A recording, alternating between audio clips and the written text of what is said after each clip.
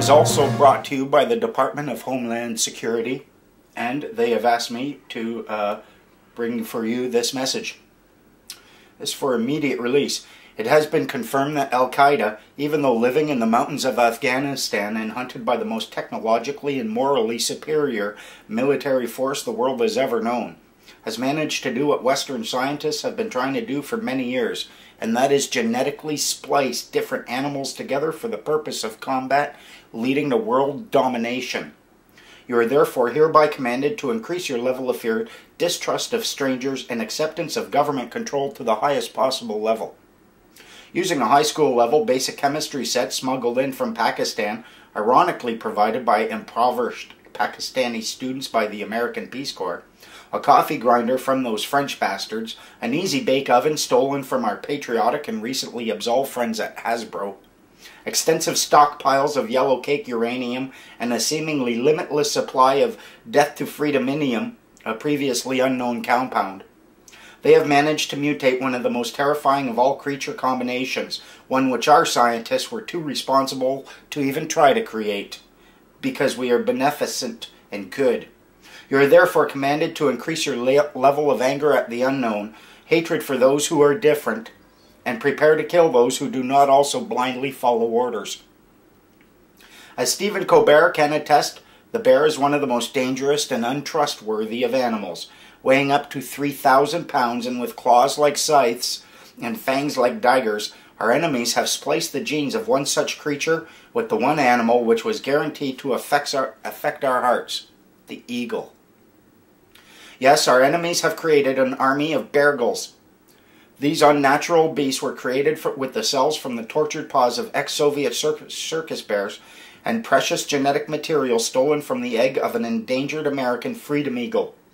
Not content with this abomination, the Iranian-controlled Somalian scientists are in the process of equipping them with opposable thumbs and training them to use Chinese automatic weapons and Iraqi insurgent-inspired improvised explosive rocket launchers, and to engage in silent, deadly airborne attacks by laying eggs laced with weaponized H1B1 avian bear flu virus while flying unseen above the clouds. They have the eyesight of an eagle, the keen hearing of a grizzly bear, and the brutes can smell fear at a distance of 23.5 kilometers. They have huge claws and fangs, a deep hatred of our freedoms, and are capable of flying very long distances. You are therefore commanded to throw all your weapons out into your yard and stay indoors, and to watch CNN and Fox News 24 hours a day, until FEMA and Homeland Security have managed to contain this situation. You are advised to draw your curtains and blinds and ignore any screams you hear outside your doors. They are just the beargles being dealt with, and not security forces taking away those who did not throw their weapons into the yards. If you do see our Homeland Security forces taking away people and not beargles, please rest assured that they were successfully and positively identified as beargle supporters and sympathizers. Thank you for your time. Please go back to watching TV so we can make you feel scared and then safe again. This has been a public service message for Homeland Security from the World Freeman Society. Now, one of the arguments that a lot of people have is, well, if you don't have a sin, if you abandon your sin, you're not paying income tax, what about the roads, what about the sidewalks?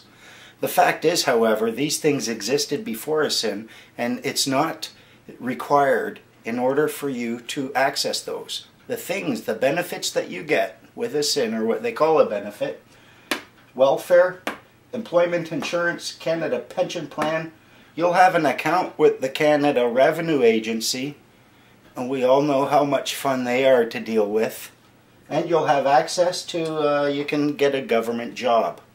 These are the benefits. Roads and sidewalks, healthcare, education, fire and police, having a bank account, none of these things are required, or none of these things require having a sin. All of these existed prior to having a social insurance number. And, as we'll see later, there are in fact ways where you do pull your weight with these. Now some people will argue, oh, if you abandon your sin, you're not pulling your weight. But if you abandon your sin, you're not a burden, you're not collecting welfare, you're not collecting EI, you're not asking to someone for a Canada pension plan, you're not burdening the taxpayer by being one. Because if you're a taxpayer, they need government agents and CRA to do this job. But if you withdraw and you don't have an account with them, and enough people do that, why? They save a lot of money by being able to shrink the size of CRA. And, well, if you want, you know, more freedom and abundance, maybe living your life where you're not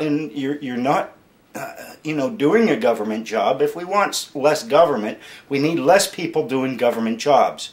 So all in all, abandoning your sin means you're not collecting any of these, so you're not a burden. They can't claim you're a welfare bum or you're on EI. They can't label any of these because you're merely being personally responsible for all of these.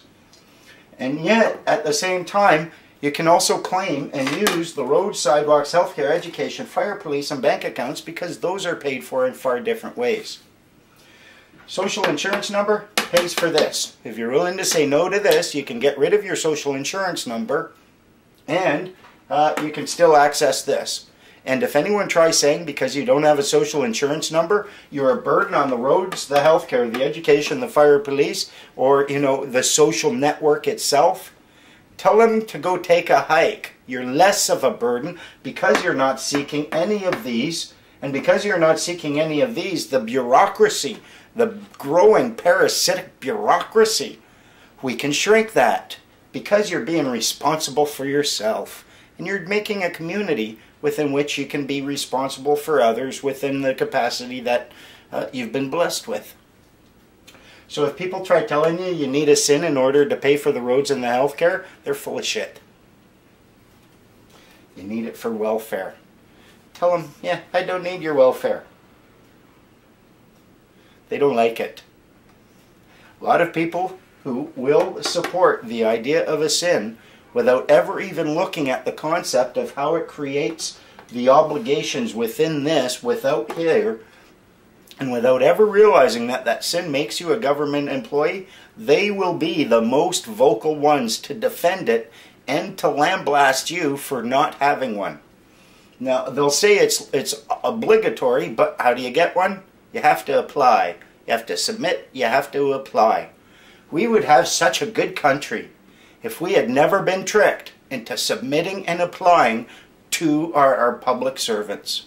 We'd be a nation of masters instead of sheep. Ninnies. We're a bunch of fucking ninnies to a large degree. Now, we just saw what the benefits are when you have your sin. Now, what would the benefits be of not having a sin? Of repenting? First of all,